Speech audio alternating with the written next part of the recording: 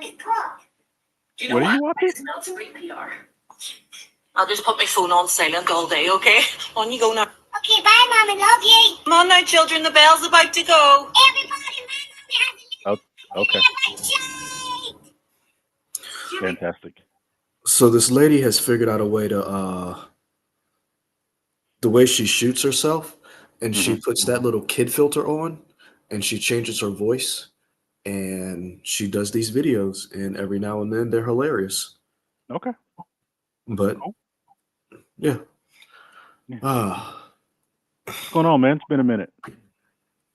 I would blame you, but there are times you have actually been ready and or actually been available, and I wasn't available. So I mean, just blame life, man. Stuff happens.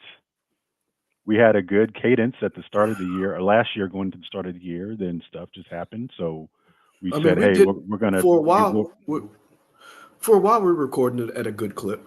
yeah. And then stuff just popped up, and we're like, okay, we'll get to it. We'll get to it. And then my schedule changed completely from working the third shift to overnight shift. No, Um, you were second shift. I was second shift. Yeah. So morning shift is first shift. That's day shift. Second shift is 2 to midnight. Third shift or over is third shift is overnight shift. Oh, okay, Yeah. got it. So Okay, yeah, news is a second shift. Yeah. okay. Well, yeah. So I'll be on this for like 2 months. Hopefully, the way I planned it, I should be finishing just when I'm about to go on a cruise, and then I go back to my regular shift. Is what I'm thinking. So like in April, I'll be back to my regular shift. So I'll be happy for that. But I mean, what's going on with you, man? Not much. When do you go on your cruise? Let me pull up the calendar. It is April 15th through the 19th. Into the 19th. Whoa, y'all live. Zaylin Maru. Yeah, Zaylin, we like to zig and zag on you all the times. We decided to be live since we haven't done this, whether live or recorded, in probably about 3 to 4 weeks. It's probably been a month or so since we even put any content up overall. Any type of So, anything, press play, reactions, any of that stuff. would you be interested to go to SC Comic Con on April the 6th and the 7th? um, you know Before your what? cruise? April 6th and the 7th. So then I would be working. I wouldn't be against that. Okay, just let me know. Have you talked to your boy yet? Nah, I hadn't talked to Okay. anybody. Only All right. person I Fair enough. talked to was Barrett. Okay. He was supposed to go. So Brock had their Coastal Carolina convention to this weekend. I meant to ask him about to see how that was going, and I know Barrett said he was going to broadcast from there. Hmm. And then Columbia Toy Con Fest or whatever that thing they have at Jameel Temple was today, Mm. and I wanted to. So I technically was supposed to work today, Hmm. and it really threw a monkey wrench in my plans because um, I hadn't planned to go to work today, uh, but they had. I had There was a lot of stuff going on today that I had kind of wanted to check out. The Irish Festival was in Camden. Uh, Me and the family always go to that, which is usually a good time. We've taken the boys to. Then there was a car show in Casey, Hmm. West Columbia, that I drove by on the way from the Minute Clinic. And there is like I said, the Toy Con show at the Jameel Temple, which I always try to like dabble in. But yeah, it's my day has been sabotaged because I have COVID, which is why I'm in an undisclosed bunker location, I separated mean, from my friends and family. in terms of having like a great background of either a man cave, like a man cave or like a nerd den, that looks like plans are going on behind you. Yeah, so I'm quarantined at my parents' house, and their I thought it was guest. an undisclosed location. Yeah, but they don't know where my parents' house is. Okay, fair enough. Yeah. All right. Yeah, the internet doesn't know. I mean, I'm quite sure people can find out. Oh man, the Uh, internet can find anything. yeah, I mean, if they can track Taylor Swift's private jet. I'm quite sure they can suss out. You see the thing in his background, know exactly where he is. Yeah, uh, the light in the day of whatever. Yeah. yeah. So yeah, there's been a couple of things with the year ramping up. There's a lot of stuff going on like if you're able to get out and be amongst people, I recommend you do it Hmm. because isolation sucks. I wish. You know why I wish? Because Dick Cheney shot a dude in the face and that dude apologized to him. That's the ultimate. That's the kind of power I look for. Like when people Yeah. ask what kind of power you want, I want Thulsa Doom, James Earl Jones, when Conan tries to kill him and he's like, "Steal? That's not the power." And he says, "See that maiden up there? Come to me, my child." And she walks off and just falls. And he Hmm. says, "That's power. That's what Yeah. I aim for." Fantastic. Yep. People as the chat slowly comes in, they'll just be like, "Oh yeah, this is Leroy's manifesto. This is when he snapped." Yep. That's the kind of power I ascribe to. Yeah. Unabashed power beyond belief. Yeah. For me, I was supposed to be at Hamilton right now, singing the songs with everybody else in Columbia, but we just had a folly of errors, me and my lady, where things just did not work out like we thought. And in the end, we were just like, this is too much hassle to try and get in to see Hamilton, so we're just going to go back to the house. We ended up parking a car early in the day because your wife let us know. Thank you, Katie. Let us know about everything happening in downtown Columbia. So we're like, oh, let's park a car early. But what we didn't think is where we parked the car is where they would eventually turn those meters into handicap meters for people parking right at the Koger Center. We should have parked maybe a block away and we would have been fine. Didn't think about it. We took then as we got closer to the time to the actual performance, we took a Uber down to Koger Center, and then we saw all of the metered spaces that had now been turned into handicap parking. So we decided maybe I should move my car so that it doesn't get towed because I don't have a sticker. Mm-hmm. And then as we tried to move the car, it became harder and harder to find a place to park. And by the time we found a place to park, it was already like 2:10, and the show had already started. And we just said, "It's okay. Chalk this one up to the books." Y'all got money to burn. I mean, you're not wrong. It was, yeah. There you go. Because I'm gonna tell you right now, I'm looking to go to Hamilton because they're in town for the whole month, and there are some tickets still available. And I'm wondering if I won't be contagious in a week. Sure. I get it. And I might be able to pull this off because she would be very happy to go to Hamilton. And here's the thing: guess when we bought these tickets? Last year, October. Yeah, because we tried to get tickets when they first went on sale, and we couldn't find anything cheap. We were like, nah, never mind. Really? Yeah. So I'm gonna be on the lookout. Somebody will screw up and has like a comedy of errors. Yeah. Like I did, where I couldn't go. So. So yeah, it's been a minute. So we got a bunch of stuff to talk about. The title of this one is "Don't Believe the Hype." I don't know where you want to get started. We got so many topics we can delve in since we haven't been live or recorded anything in a minute. I don't know where you want to go. Just started off with what made you come up with this topic? Like what? Like, when the heat death of the world did not occur when Xbox announced the things that it was going to announce, as everybody thought the world was ending because Xbox was going to go the way of Sega, and Xbox was done, and they were no longer going to be in the console business, and their business was over, and how could they do this? And Phil Spencer, I trusted you, and all that stuff.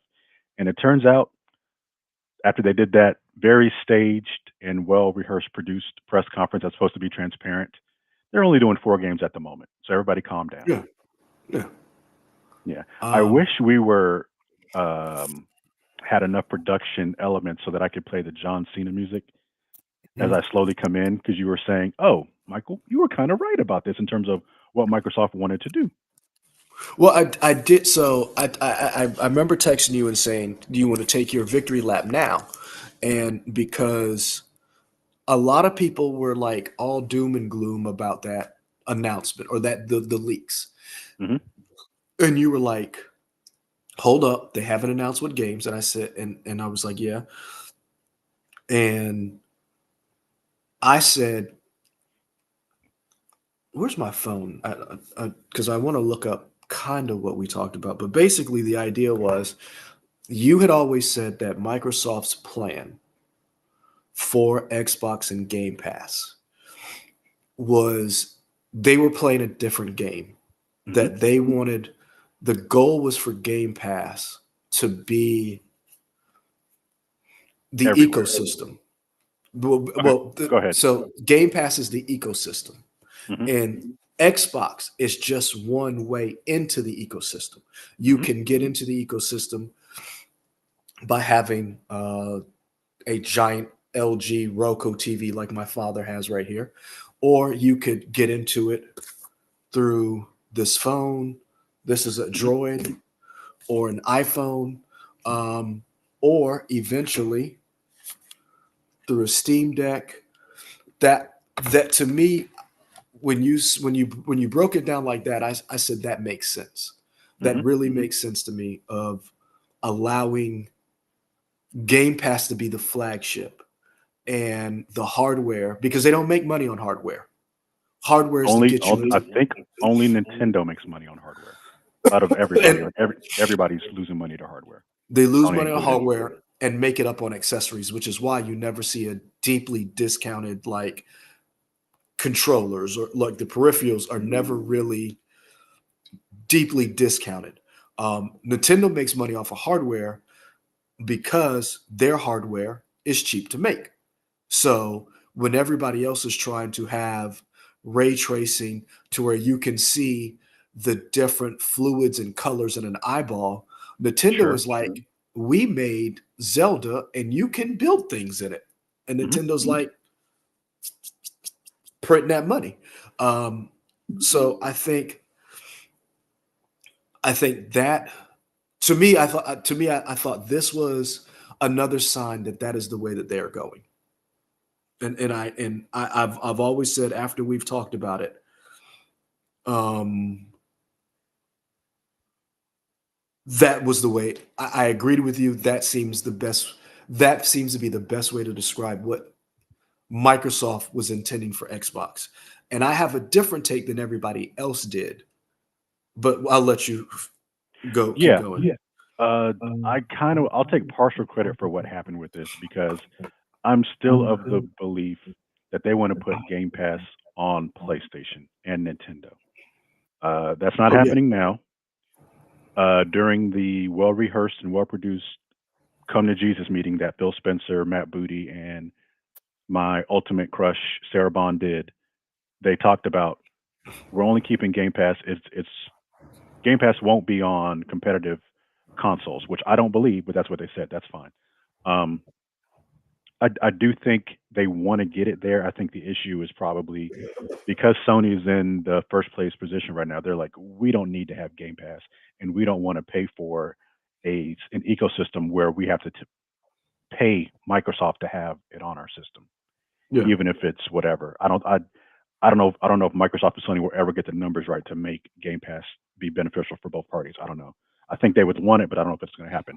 But I think a few things came out of that press conference. Anybody who's watched us for a while, either on this channel or the previous channel, know that I have nothing but love for Phil Spencer. Call him Uncle Phil. A lot of people call him in the Xbox community Uncle Phil.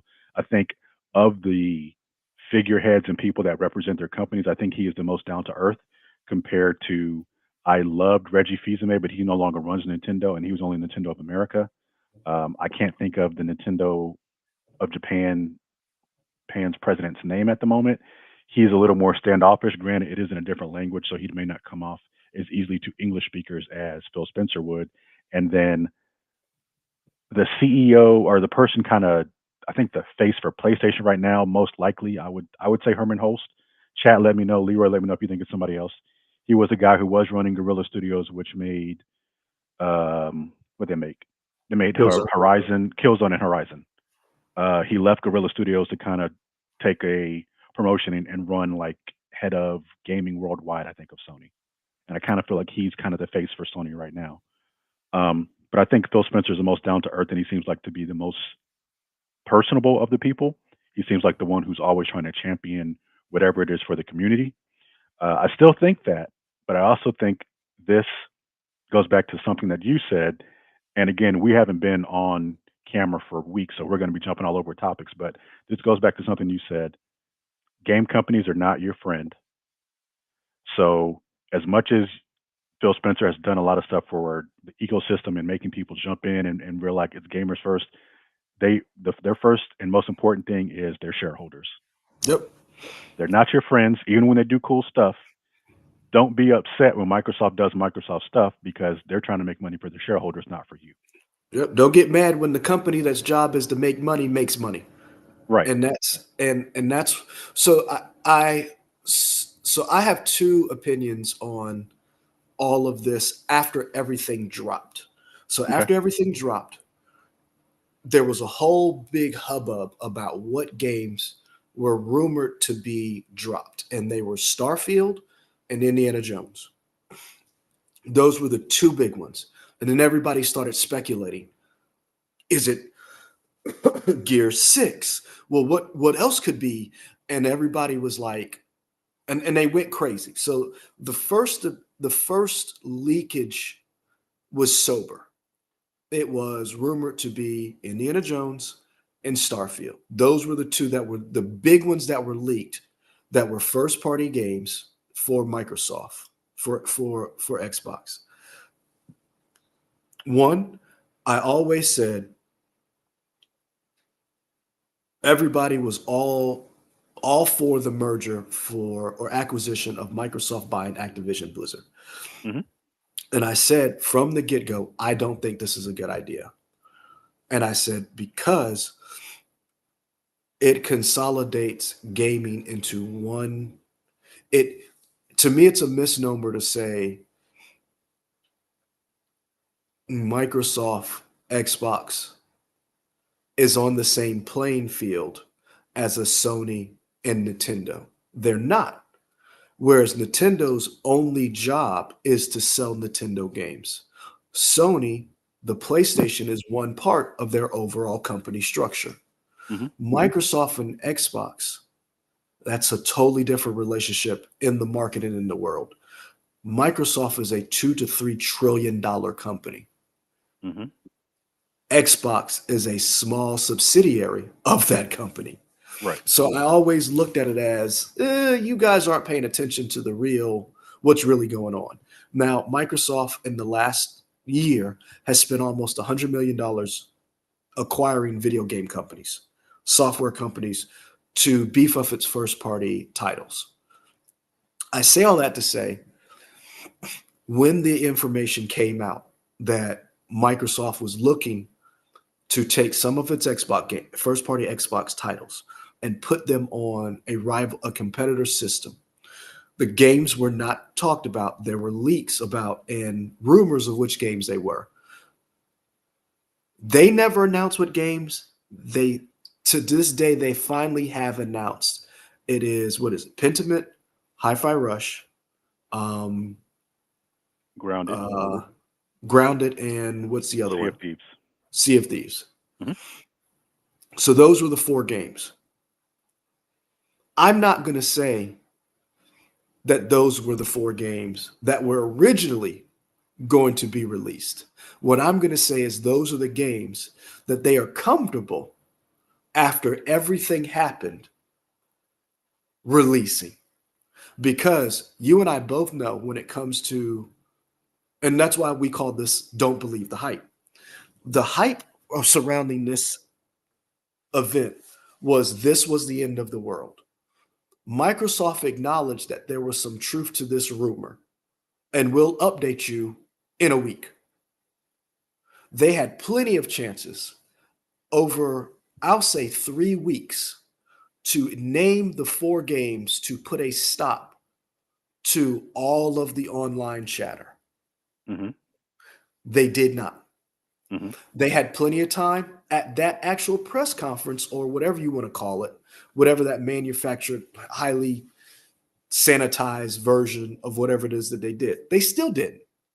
It wasn't until a week almost 2 weeks later that they announced what games they were going to release on those systems.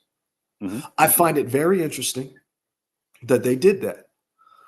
I also find it very interesting that you could have announced the games and you didn't, which leads me to believe they had other games in mind. But once they saw what the backlash or whatever the chatter was, they held back and decided, are these the games we want to release? I think they were still in the process of working which games they wanted to release on which systems, because we both know media is a tool. Hmm. You can use it to your benefit or your detriment. And what do we always ask in the newsroom when we get a source or someone is telling us a story that we should investigate? Why is this person talking? What is their objective? And what do they benefit from telling us this story? And no one asked those questions. And I'm talking huge journalistic outlets never asked that question when it came to this information being leaked. Who was telling you Well, this when you information? say, Think about it like this. because There were, who reported the leaks to me only came. I never saw like the leaks on major outlets. I I did saw them I, from. I did see the leaks on major outlets, but they were reporting what other people were reporting. So Hmm. what I'm saying is it never really was a real, well, is this true? Let's find out. Let's reach out. Because by the time this had all came out, Microsoft had acknowledged it. And then everybody went with the clickbait of, well, what games would be released? Hmm. And so everybody went in that direction. No one actually asked the veracity of who is leaking this information and why, what would be the purpose of leaking this information. To me, I looked at it as, oh, they're leaking this information to see the reaction. Hmm. Because if you're looking for a reaction, what better way to get it than by leaking this information? Boom. And then you basically have a mini what do you call it, focus group. Sure, that can judge whether or not what games are. Yeah. Uh-huh. And that's how I looked at it, because the hype was this was the end of the world. This was Sega. Microsoft is no longer. Should I invest in this ecosystem? All this other stuff. And I was like, hold up. Nobody said any of these things. Right. Why are you falling into this? And then when I looked at the actual reporting, the original reporting, they talked about there are 4 games. Microsoft is looking to release at least 4 games on the competitors' consoles.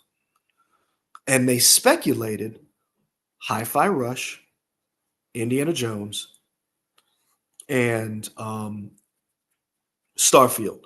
And the reason why those 3 games, Hi-Fi Rush, excuse me, because it was a breakout hit, it was a sleeper hit, didn't take much to make. It didn't have a lot of promotion, so they didn't have to sink a lot of money into it, and it did really well. Hmm. So why not put it on another system and people buy it and they pay for it and boom, they make more money off of it.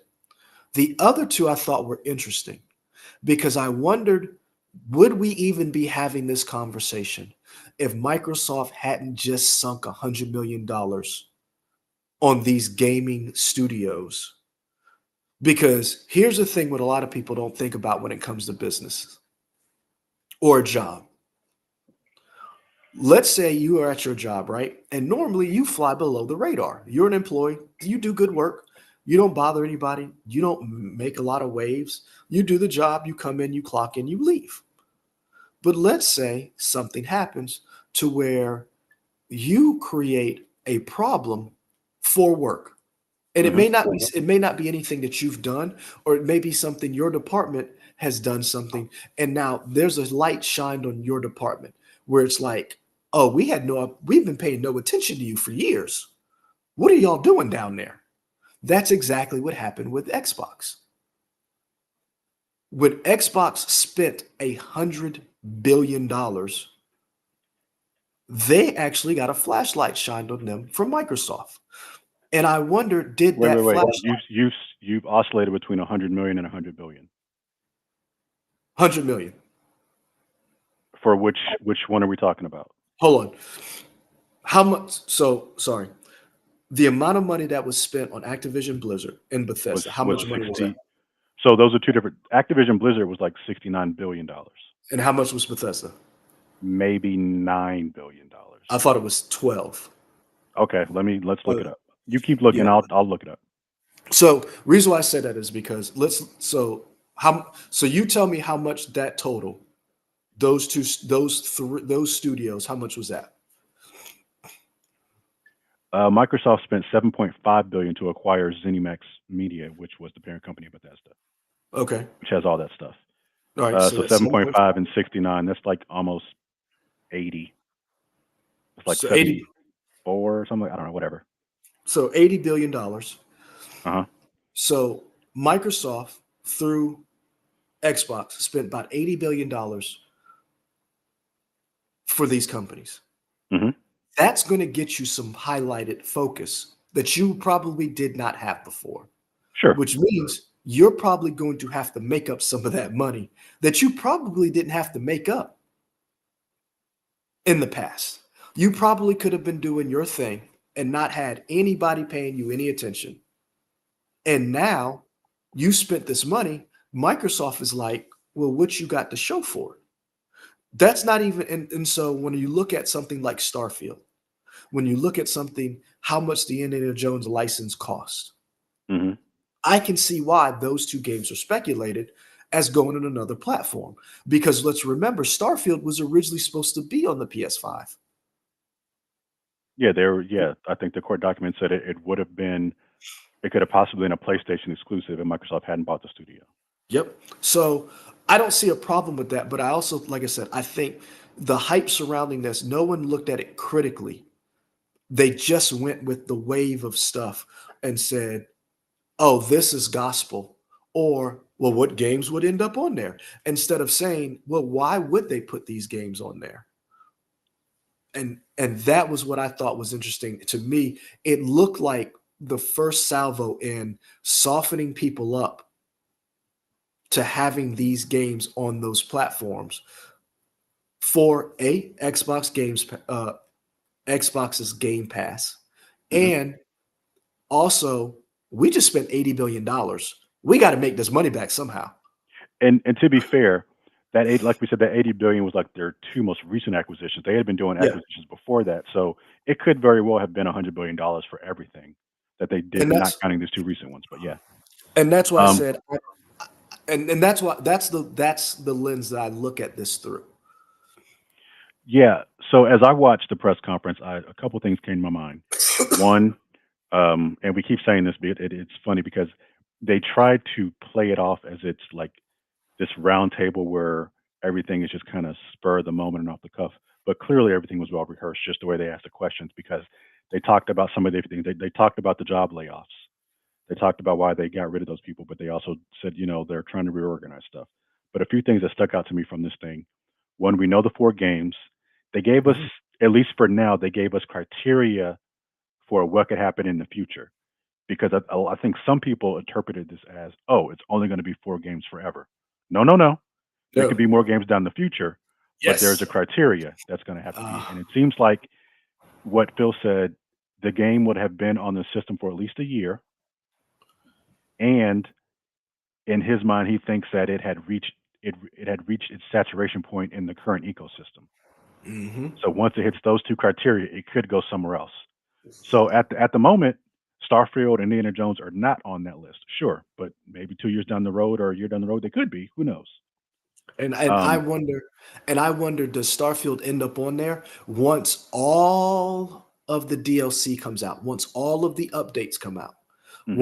once that game is at its Skyrim point, when they're like, here's the gold definitive edition of this game, you can buy it now on PS5 for $79.95.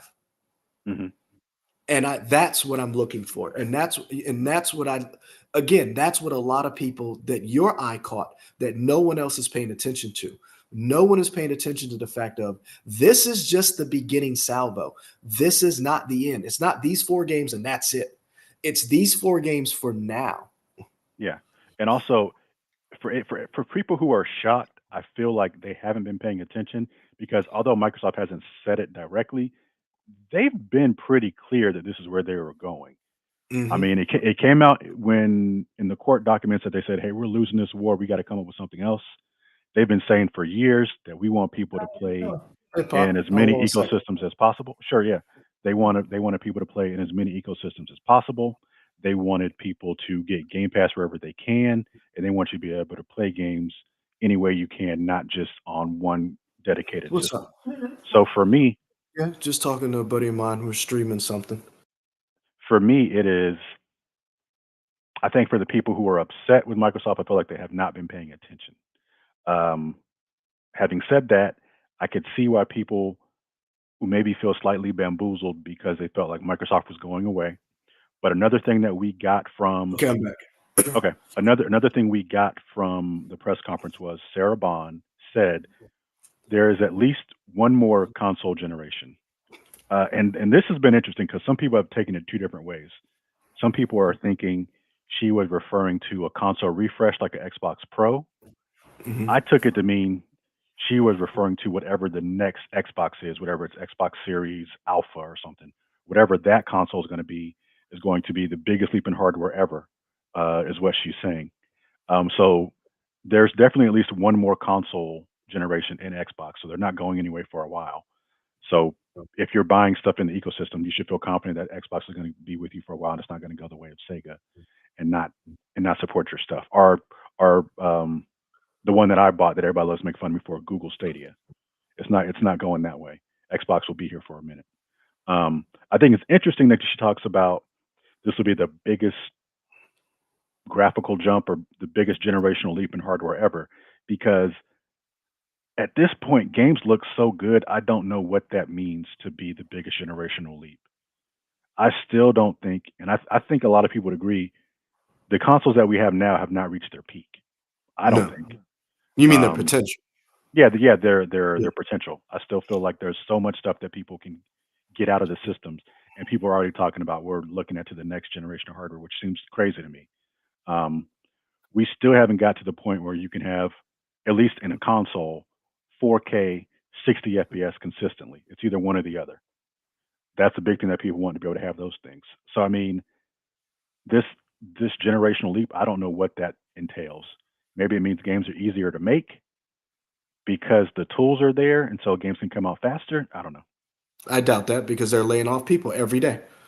I don't think Yeah, they're easier to make. no. I'm I, I'm talking about for like the next generation of consoles. Maybe it's uh, easier to make. Hopefully, uh, that's just a wish. yeah, I took Microsoft's their staged. I don't even know if you call it a press conference. I took their conversation Uh huh. to mean to basically kind of not necessarily silence the critics, but basically get. To me, it seemed all a little too not planned. That's not the word I'm going for. And because I have a paranoid, nefarious view of companies, I'm I trying think I think to. planned is accurate, or if you don't want to say planned, maybe rehearsed. I mean, it definitely was. Well, not necessarily saying the press conference, because here's where I look at and why I look at it the way I do. I feel like this report or these leaks were done on purpose. I feel like they were done on purpose to gauge how fans would react to Microsoft doing this. And it feels like if you're a company and you're looking to make this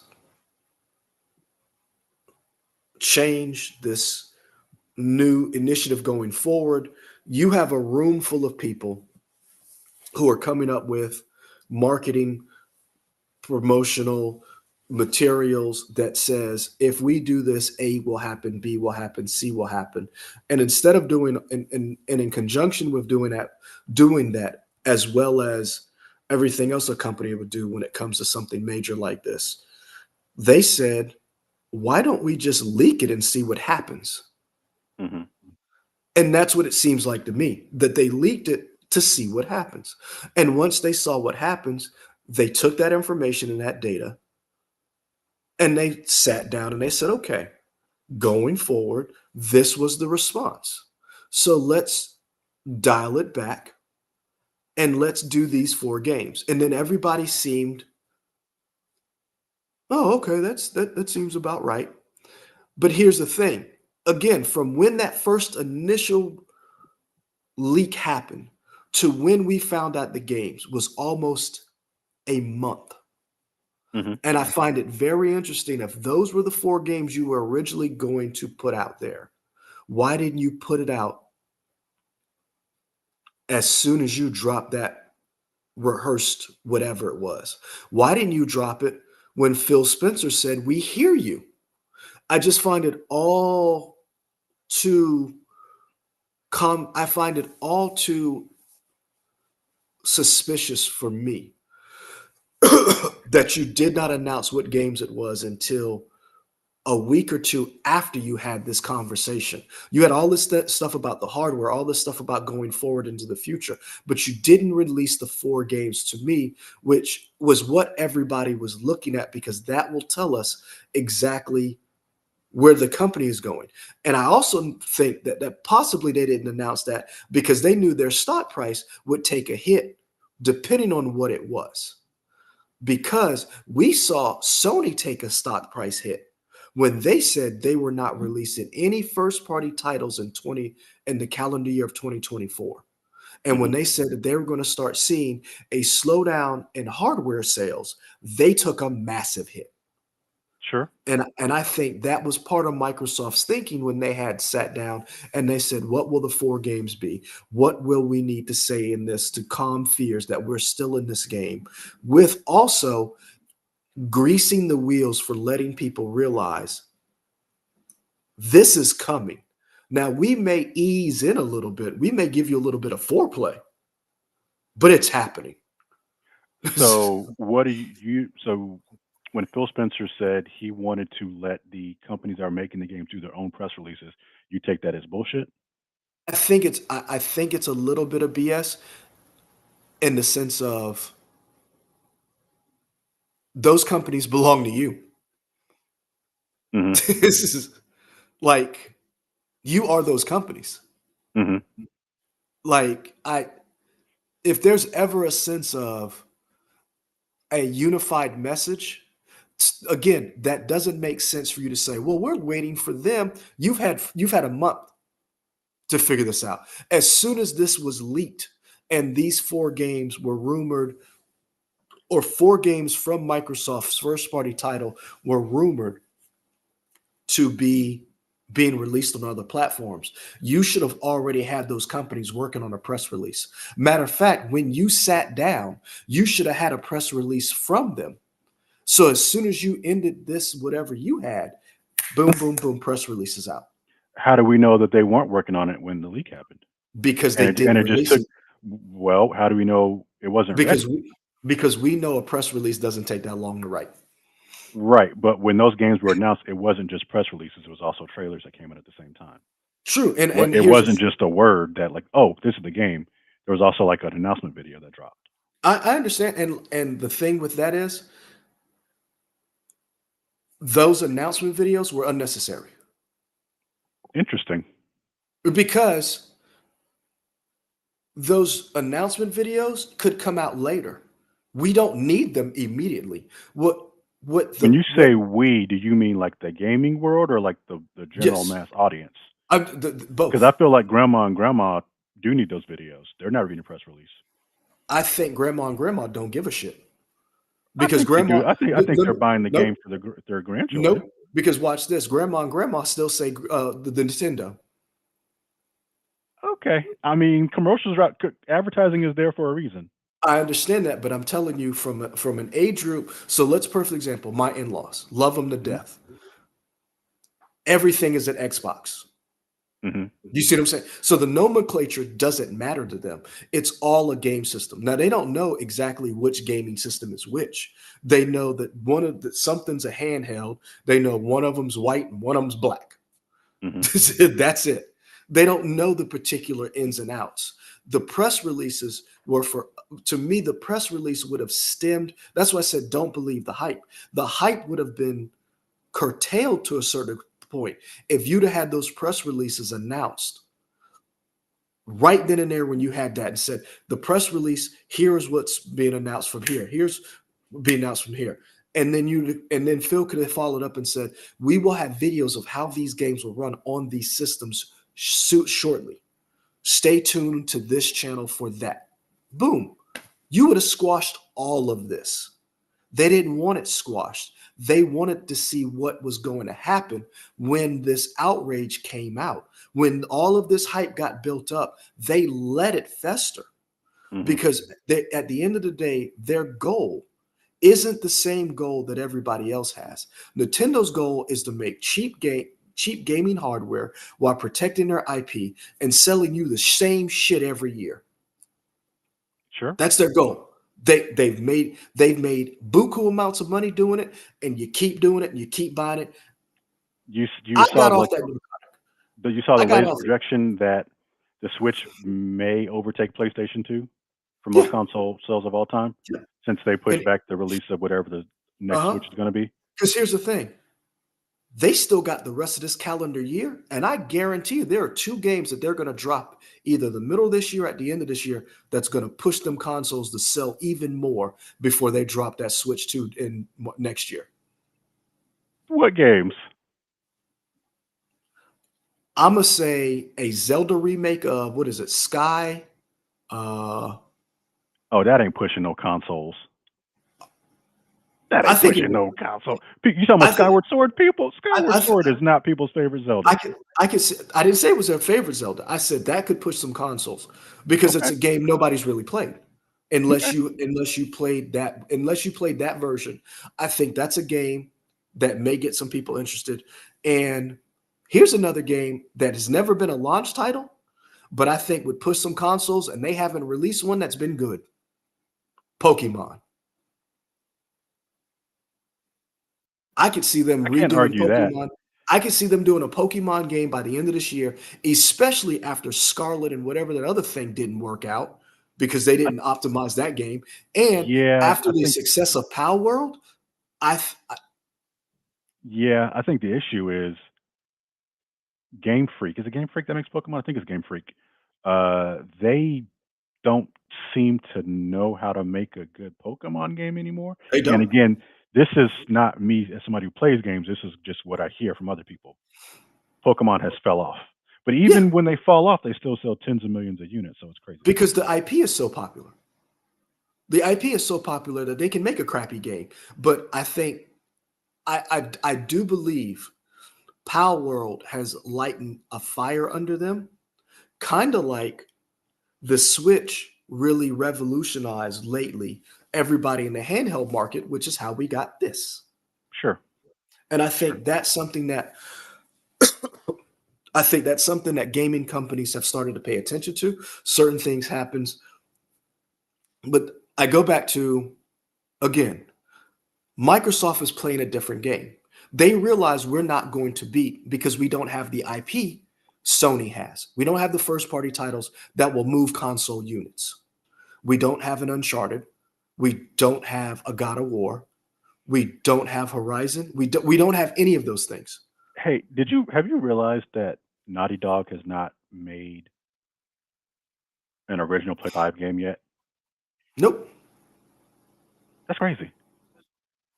Yeah, but I mean, they were working on one and then they stopped. Factions. Yeah, whatever the multiplayer was going to be, and they was like, nah, it takes to do a live service. They were like, nah, we could do something else. And they stopped. And that's why I said Microsoft doesn't have that. Sony is in the gaming, like they're in the gaming business, and they've won.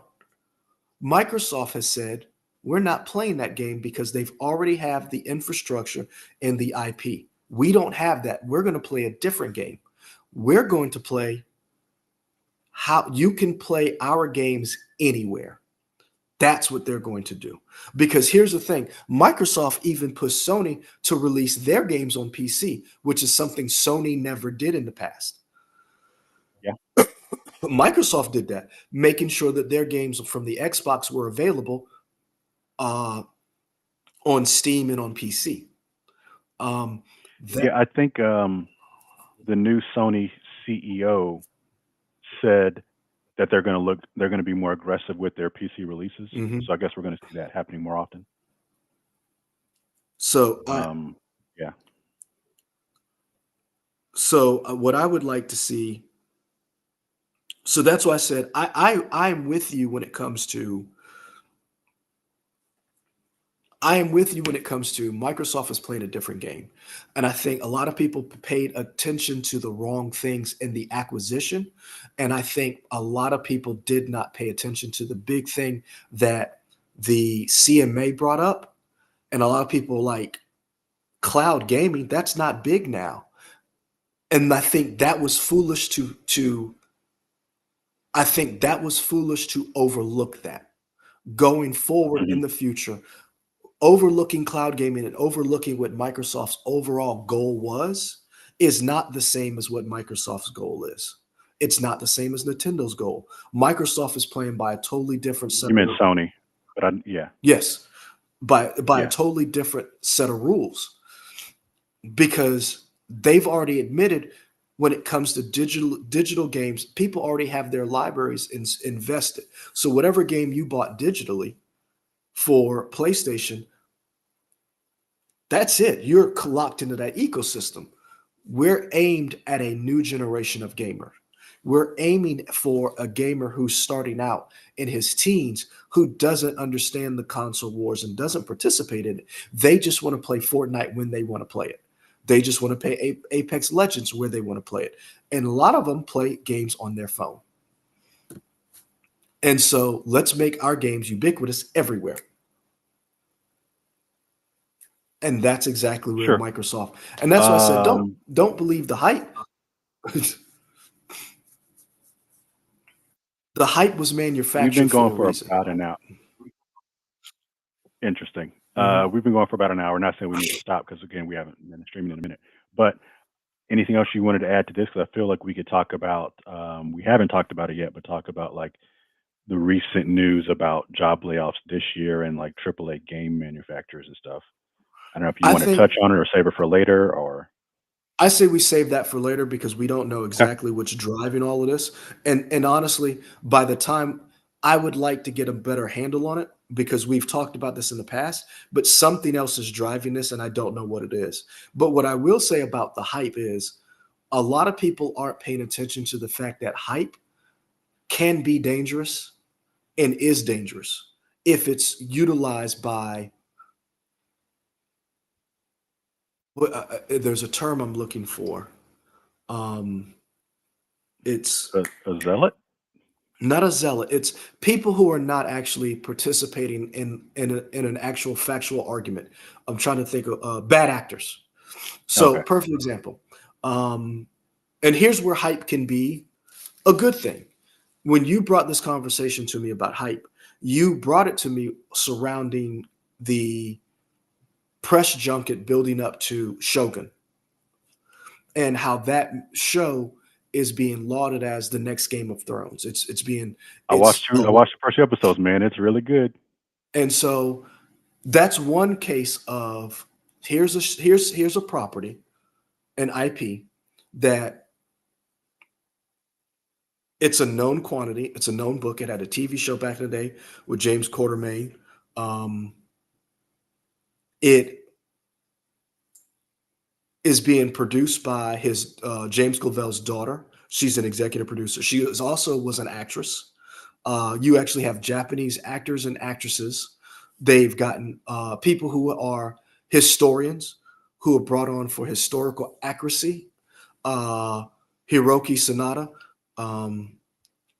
actually read about Toragawa. Actually, really looked up to him. Read his book.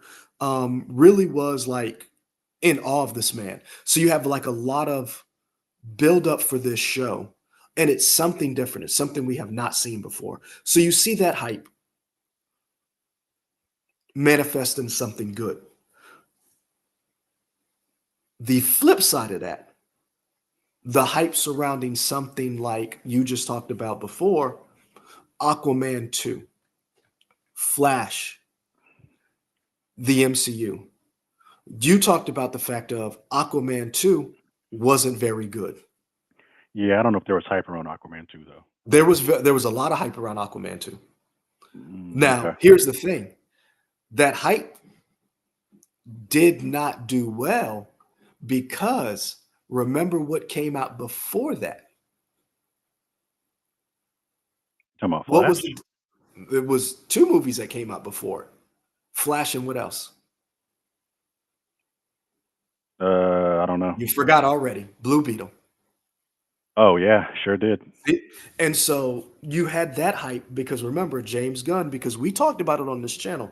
James Gunn talked about Flash was one of the top 5 superhero movies of all time. I bought into it. I said James Gunn wouldn't lie to us. And you were like, the man's trying to run a business. He's known to fib. These businesses aren't your friends. Yep. And I was like, no, because he made this, he made that. He wouldn't lie. He's probably seen it and thought this is pretty good. And I was like, I'm willing to give it a shot. And a lot of people on this channel said they're not going to watch it because they didn't think it was going to be good. They had a problem with Ezra Miller. I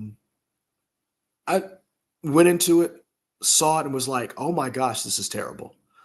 Mhm. And I think that hype for that movie and the fact that this universe was dying and the Gunniverse was coming up killed whatever chance those two movies had. Because when a lot of people saw that trailer, they were like, this is what we thought the first one should be more of. More goofy hijinks with Jason Momoa. Because remember, Jason Momoa was coming off of his great run in Fast X. Because he was brilliant in that. Mm-hmm. A lot of people loved him. I thought he was the only good thing in that movie. I thought Jason Momoa was the best thing in that movie. Everybody else was either bad or underutilized.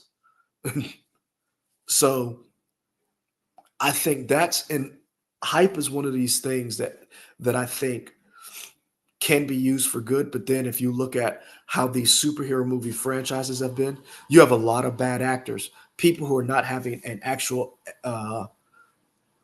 intelligent argument about things. We saw it with the build-up Marvels, where everybody was trying to bash that movie before it even came out. People were lambasting it, saying it sucked and all these other things. And then you would ask them, did you see it? No. And it's like, then what are you talking about?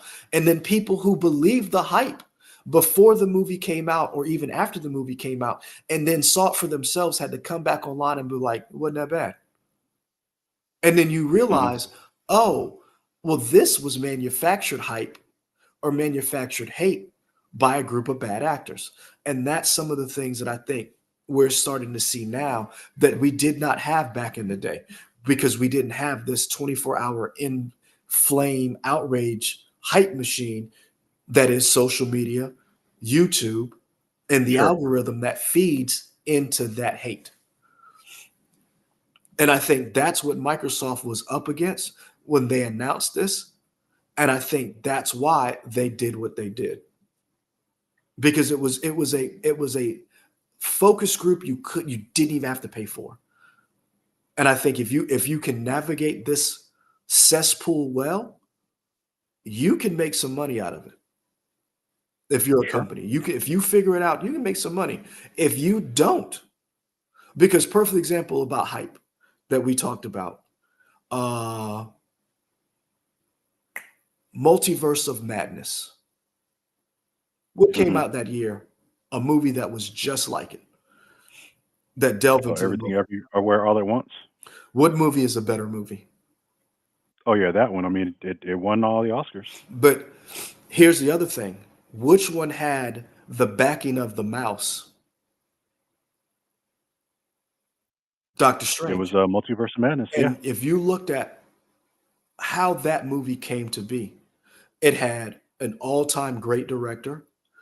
It had Benedict Cumberbatch. I mean, you had all of the elements for that to be, and it did make money. But when you look at that movie, the other movie that came out, that movie had all the hype. That movie was the better movie. It didn't have the same budget, didn't have the same marketing plan. It didn't have the cachet that the director had for Multiverse of Madness. However, that movie, the little engine that could, kept going, and it made its way all the way to the biggest stage of Hollywood, resurrected. I'm trying to remember his name, and I don't want to mess it up. Kui Wei. You could look it up. I have it right here in front of me. I just don't know how to Oh, pronounce okay. it. But yeah, so that's what I was bringing up when it comes to hype, which I think is interesting when we talk about hype. There's so many different ways you can go with this and pay attention. And I think that's one of the things that I think schools have to start educating people on, misinformation campaigns, but also how to actually get your information and who to get it from, and be very wary of where your information is coming from and who is putting this information out there. But go ahead. Fantastic. You had another topic? No, I mean, no. It doesn't make sense to like start a new one just based on that if we're going to say the other stuff. No, I mean, there's other stuff that happened. I mean, we could talk about, oh, excuse me. Whew. There's a whole bunch of stuff we can talk about. I just didn't want to. I thought you said you wanted to wait. I wanted to wait on the layoffs. But if you had another topic, I mean, that was the only. That was the only thing I had. no, there was other things we could talk about. We could talk about the explosion of Power World and Helldivers. I mean, we could talk about because that is blowing up. No, excuse me. I haven't played either of them, so I don't have any first person. I will say I think it's great that those games with smaller budgets than these $350 million games are blowing up. We've seen the reports of the concurrent Steam users for Power World and Helldivers 2 when they were breaking records, and I'm hoping that they're both. The one thing that does suck about them is I think they are kind of live service games, which I don't want bigger studios to take to mean that, oh, live service games are back. I think these were just done so well that hopefully they can take the right things from them, because I want to get away from live service games and get more back to single player focused stuff personally.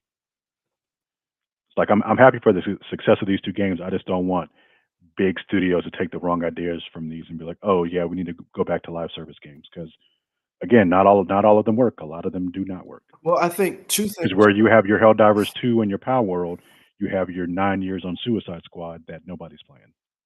Yeah, and I think the difference between Suicide Squad and Helldivers is Helldivers is more about the community. And I'm trying to say this in a way that makes sense. In other words, there is a community in the world of Helldivers. And if you look at it kind of like with Starship Troopers, the invasions of the bug people, and you are playing with a bunch of people to push back this invasion for democracy. Whereas Rockstar or Rocksteady tried to make a game built on an IP because they had done so well with the Batman franchise. They felt, or was felt within the company, we could turn this into live service around these elements, but didn't understand their own game and their own community of players, because no one wanted a live service Suicide Squad. What they wanted was a great Suicide Squad game. They didn't want the live service elements. And when those things were introduced, people didn't like it. Whereas Helldivers, the point of the game is community. The point of the game is working together and having fun with your friends. And the game came under $40. The game is $40. That's another thing too. Suicide Squad is a $70 game. Helldivers is a $40 game. And I'm quite sure it wasn't in development for a decade. Well, it's interesting because the company that made it, the only thing they did was, let me say like the only thing. Let me check that out who made it, because I feel like all the other game they made was Helldivers 1, and I can't remember when that came out. Came out almost, what, 10, 15 years ago?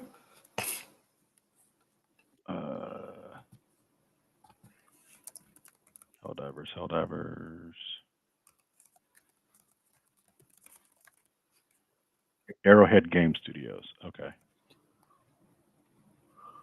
2015. Yeah, that first 2015. Okay, so like 9 years. So I mean, that's about the same time as Suicide Squad. When Because there was Helldivers 1 Arkham Knight. came out. That's when it came out. What I'm saying is, how long, and I don't think 2 has been in development since 2015. I don't know. That's a good question. I don't know. And so But yeah, like I get your point. It was a smaller budget game, and they were able to get this thing done. Yeah. So it's one of those things where I think discussing hype, you have those 2 games that came out. I don't think anybody saw them on their radars being this big of a hit, either one of them, Mhm. Power World or Helldivers. I thought I when we first saw that trailer at the State of Play, everybody was like, "Huh, okay, what else you got?" And now you look at it and you're like, "Okay, this is doing well." And I think too, one of the things that we are overlooking is when you release a game that is live service, the idea is to release it on as many platforms as you can to get as many players as you can. This idea of Sure. releasing it on one platform and then cultivating a following and then releasing it on another platform like PC to get a following. No, if you can, release that shit everywhere. Get as many people as you can, because they may stop playing it, but they'll come back if they really enjoyed it when you update the game and you drop new stuff in it. That's how these games work. So I think that really helped them both in dropping this game, both of these games in Steam and on consoles. Yeah, in the case of Power World, when we're talking about console exclusive, it released on Xbox, which is interesting. Yep. Yeah, I am curious how long Power World has to live, because I know Nintendo has said they're looking into it. Some of those characters look really close to Pokemon. They do. It's interesting. They do. It's interesting. I don't know. A lot of people were asking how much of the AI models were used. To me, this is for a more legal expert mind that I do not have, and Sure. I would. It's going to be interesting because there are a lot of games that are similar. We've seen a lot of copycat games, and so I'd like to see how this works going forward. But I'm gonna be honest with you, I'm happy that both of these games exist. They may not be for me. Like honestly, I'm gonna play Helldivers.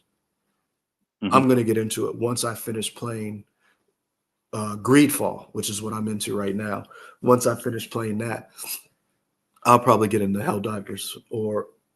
But I'm definitely interested in it. For me, that's in my wheelhouse.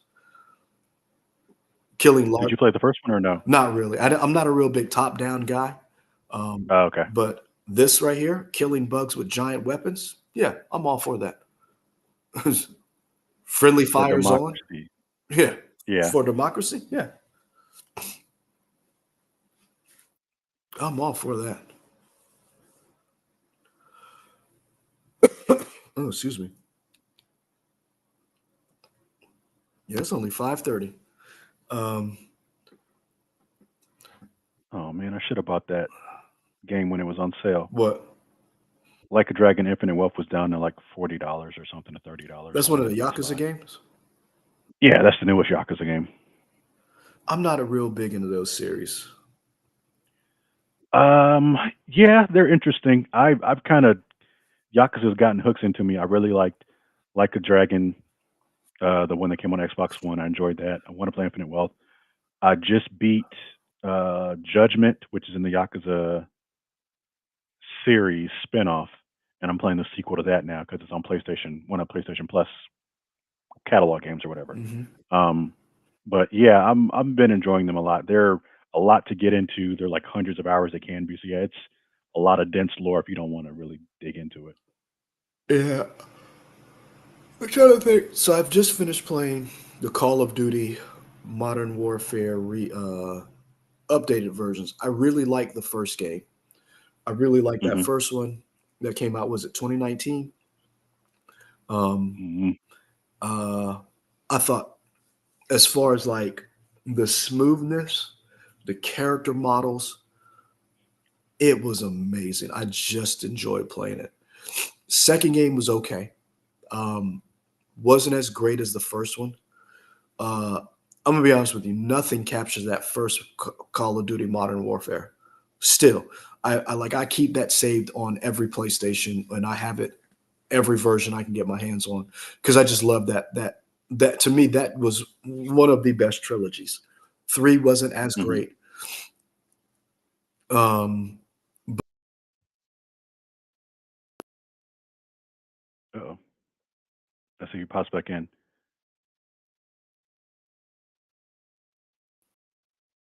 My stream went out. Yeah, Ken from Chicago. We haven't been on in forever, so we just said let's stream and see what pops up. the Um, biggest, your audio is not syncing up. I don't know if it's yeah, on the my end audio, or Wi-Fi. okay. So no, but the one thing that I hate about these Call of Duty games now is because the multiplayer is such a prevalent presence.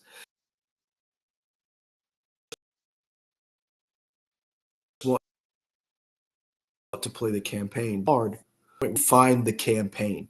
So like, not only did I have to download the game um, in order to play the campaign. Now you've downloaded the game, you've downloaded all the updates. There were two specialty packs or special missions packs that you now have to add those on that didn't automatically download. And they make it hard for you because you have to go and click each one of them to download. So you'll go, let's say you download the game, add the update, takes forever.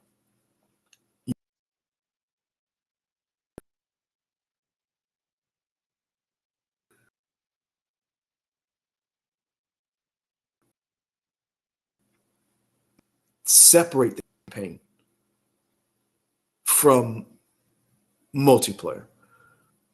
Sell the campaign separately. And because I'm not playing like matter of fact, I sold Call of Duty Modern Warfare 2 because I will never play it again. I enjoyed it, I will never play it again.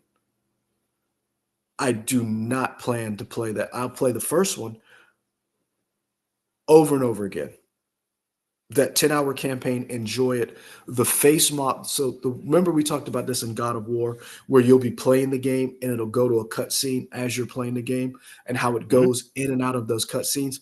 Call of Duty does that perfectly. Hmm. But the hassle of playing the game, downloading it, getting to the point where you can actually play the campaign, and the campaign not being that good. So like in 2, it's okay, it's not bad. 3 was terrible. I'm not even wasting my time with 3. So that's why I said I enjoy them, but they're not games that I'm like, oh, I'm going to invest 200 gigs on my PlayStation to keep on my system for me to play this game whenever I want to. When I can go back and play Call of Duty Modern Warfare 4 and it takes up less space and I have more fun playing. Sure. Um, I think that's it. Okay. We went a chunk. We went a good little bit. Um, yeah, folks. Did you mute yourself on purpose? Yeah, it's Oh, okay, unmuted cool. now. Got no, the cool. No, you're good. All right. Yeah, we might be back next week. Y'all know with us. I mean, it's you see the track record that we Should do. be. For folks who just came in later, and as the numbers are going up, that's interesting. The folks who are coming in later, my schedule shifted. Instead of working like 2 to 11, I'm now working overnights until some like the middle part of April. So that kind of shifted how we did how we were doing press play. So I don't know what that means for us next week. We may try to go back to doing it at night, or maybe doing it this time. We tried to, at least I put it up on X just to say, let you guys know that, hey, we were going to be doing a live press play stream this Saturday. So it could be the same time, maybe a little bit later. I don't know. We'll figure it out. Yeah. Yeah. So, and like I said, the only reason why I was able to do it when I was able to do it, because I'm quarantined, because I got COVID. Just came back from doctors. And so I'm isolating from everybody. Box of drugs. I'm drinking my fluids. Got my Steam Deck right here. And I'm gonna finish rereading Bitterroot. So Word. So yeah. So comment. I'll try to add some more questions up on the site. I've been a little slack on updating the YouTube page because I've been tired. Every time I turn around, one of the kids is sick and I get sick. And now the granddaddy of them all spent 4 years not getting this shit. Well, to be fair, you spent 4 4 years years. not testing positive for it. Because maybe you had it before, you just never tested for it.